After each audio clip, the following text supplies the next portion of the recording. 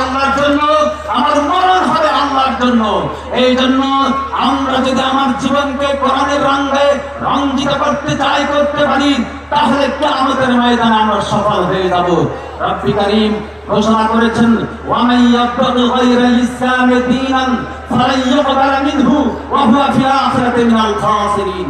ইসলামকে বাদ দিয়ে যান, ম্যান-মেড কনসেপ্ট, মানুষের তৈরি করা ধ্যানকে নিজের জীবনের দিন হিসাবে চলার পথেও মন এবং মনন ম্যান-মেড কনসেপ্ট আইডিওলজি হিসাবে গ্রহণ করবে।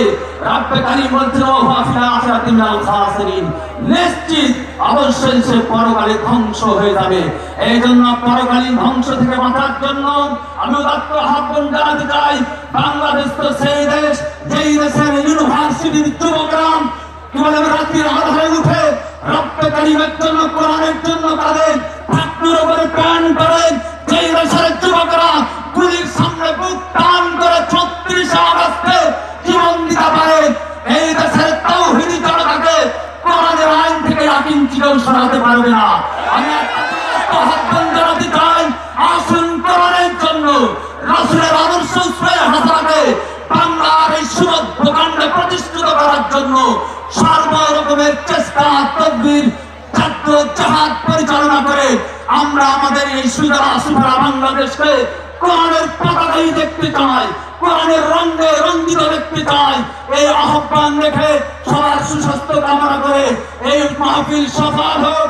আমরা তো আসিনি আল্লামা আজহারীর জন্য, আমরা তো আসিনি নুরুল ইসলাম বুলবুলের জন্য, আমরা এসেছি আল কোরআনের জন্য। এই জন্য কোরআন যদি বলে জীবন দিতে, আমরা জীবন দিতে রাজি কিনা? কোরআন যদি বলে চোখ উপড়ে ফেলা হবে তোমার, আমরা রাজি কিনা?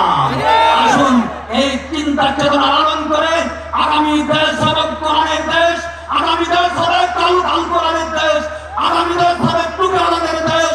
সবার সুস্বাস্থ্য দীর্ঘায়ু কামনা করে ওলামায়ে কেরাম জিন্দাবাদ, আল কোরআন জিন্দাবাদ, বাংলাদেশ হবে কোরআনের বাংলাদেশ। এই প্রত্যাশা রেখে রব্বে কারীমের কাছে হৃদয় থেকে প্রার্থনা জানিয়ে আমার এই দোয়া জানিয়ে আমার সংক্ষিপ্ত কথা শেষ করছি। আসসালামু আলাইকুম ওয়া রাহমাতুল্লাহি ওয়া বারাকাতুহু।